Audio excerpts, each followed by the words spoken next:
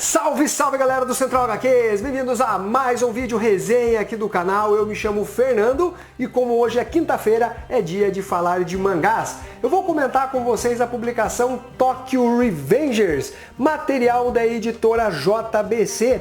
Já teve um vídeo do quadro Central Resenhas, que eu faço junto dos apoiadores, onde um deles acabou comentando, se não me engano foi o Márcio, sobre os volumes aí de Tokyo Revengers. Eu acho que ele falou sobre os dois primeiros.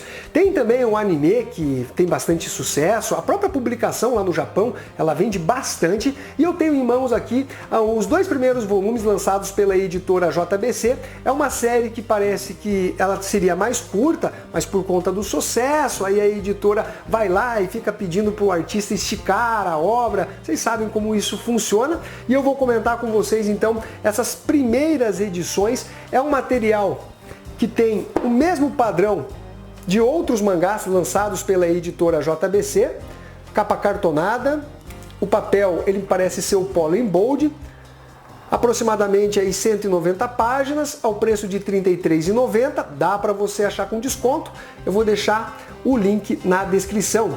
Material escrito e desenhado pelo Ken Wakui. Bom, nós temos aqui uma história de ficção científica misturada com investigação policial, onde o protagonista da história, que é o carinha aqui da capa, o Takemichi Hanaki, ele tem cerca de 26 anos de idade, vive ali meio na pindaíba, né? Um cara que não tem muitas condições financeiras, e ele acaba escutando numa reportagem da TV que a sua namorada, a Hinata, ela acabou morrendo por conta de desavenças envolvendo organizações criminosas.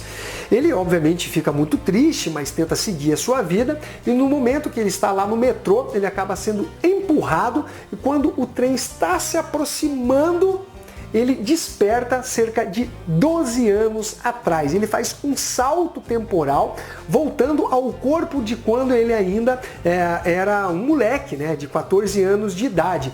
E ali ele já estava atuando junto de delinquentes, né? Inclusive mostra as tretas que existiam entre colégios, mas eram delinquentes ali da mais baixa estirpe, vamos dizer assim, não eram os fodões realmente. Só que eles acabavam se envolvendo em confusões, um tentando limpar ou lavar a honra, né, do seu colega e assim por diante. Só que quando ele volta no tempo, ele percebe que a Hinata, obviamente, está viva e que ele poderia, de alguma forma, salvá-la, impedir que aquele acontecimento que vai ocorrer 12 anos no futuro realmente se concretize. Depois dele se situar dessa questão dos saltos temporais e perceber que ele pode, eventualmente, salvar a sua ex-namorada, ele retorna ao presente, onde ele se depara com o Naoto, que é o irmão da Hinata. Agora ele é um policial. E ele já conseguiu sacar que o Hanaki, o protagonista, ele tem essa capacidade, ele é um investigador muito de faro muito aguçado, então ele já consegue perceber que o Hanaki tem essa capacidade de fazer saltos temporais. E aí eles vão conversar e ele fala que realmente ele conseguiu voltar para o passado, só que o passado que ele volta é somente 12 anos a partir da data presente. Então, vamos supor, dia 1º de outubro, ele só consegue voltar para 1º de outubro de 12 anos atrás. É assim que o poder dele funciona. Aliás, essa questão do salto temporal nem é explicada. O Ken Wakui, ele acaba dando de ombros para o leitor. Você não sabe como funciona essa capacidade, da onde vem, como que ele faz para fazer esse salto temporal e como ele faz para retornar. Basta ele pensar, aparentemente seria isso. O ponto, galera, é que cada vez que ele retorna ao passado, isso vai acontecer em diversos momentos, alguma coisa no futuro acaba sendo alterada. Então é aquele lance do efeito borboleta, né? Bateu asas lá no final de mundo, pode gerar eventualmente um grande furacão em outra parte do planeta. Então ele tem que tomar um certo cuidado, e durante essas indas e vindas ele combina com o Naoto que ele vai integrar justamente a organização criminosa que levou a Hinata à morte. E nós temos dois personagens que o protagonista tenta se aproximar quando retorna ao passado, que são os líderes da gangue Tóquio Manjikai. O Draken, que é o segundo em comando, e o Mickey, que é o primeiro. Um cara baixinho, mas que é invencível, ninguém consegue realmente derrotar esse cara. Os dois são barra pesada, mas eles ainda estão naquela fase de adolescência, são muito respeitáveis e tudo mais, mas não são, por exemplo, a Yakuza. Só que no futuro, obviamente, isso vai mudar, eles se tornaram realmente bem poderosos.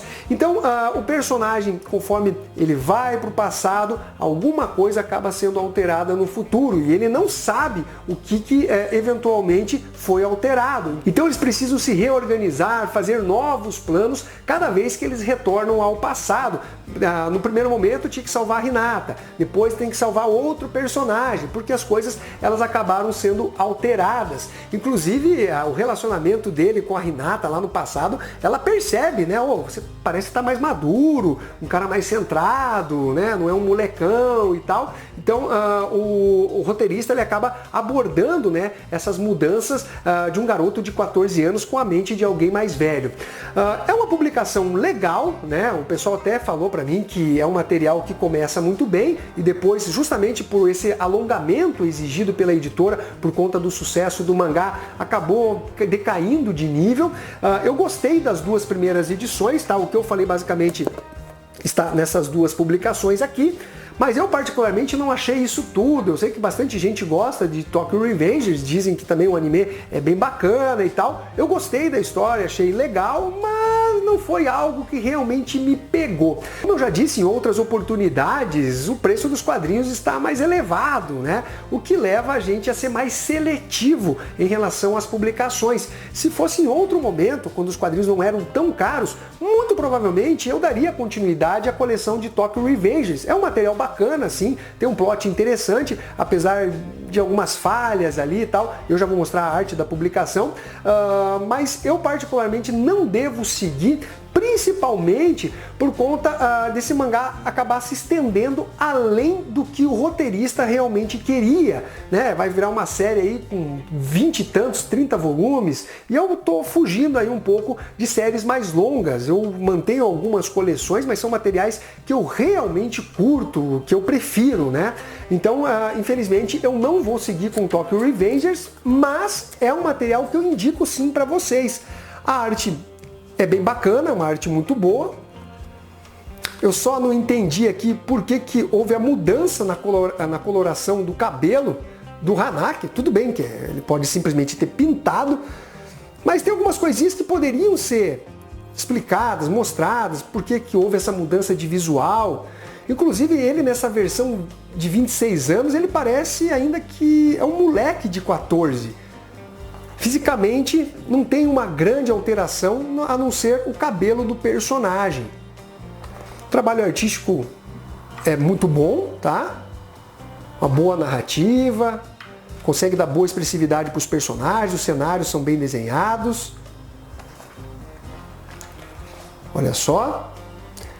Bom, mas que nota que eu dou para Tokyo Revengers? Tanto o volume 1 como o volume 2, eu dou uma nota 8,5. O mangá aí acima da média, que, como eu disse, talvez em outro momento eu desse continuidade nessa coleção. Então é isso daí, galera. Eu espero que esse vídeo tenha sido de alguma utilidade para vocês, tenha servido aí para vocês decidirem se compram a publicação ou não. Mas é isso daí. Um abraço para todos vocês e fui!